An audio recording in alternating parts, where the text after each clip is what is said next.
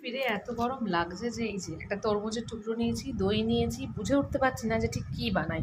তো চলো আর কি আর বানাবো, গরমের মধ্যে একদম অবস্থা খারাপ, ভাত ডাল খেতে কিছু ইচ্ছা করছে না। প্রথমেই এতে আমি নিয়ে নেবো খানিকটা দই, অল্পই নেব, বেশি নেব না, কারণ আমি এতটা খেতে পারবো না। আর তারপর এই তরমুজটাকে টুকরো করে কেটে নেবো। তো চলো কেটে নিই।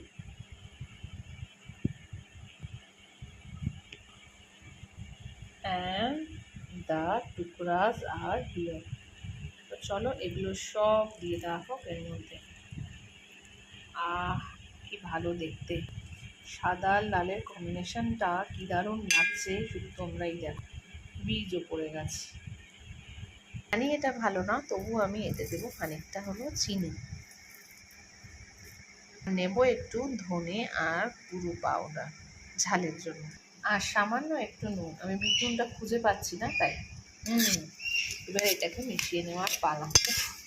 টেক্সচারটা তোমরাই দেখো, দেখে বলো যে খেতে ইচ্ছা হচ্ছে কিনা।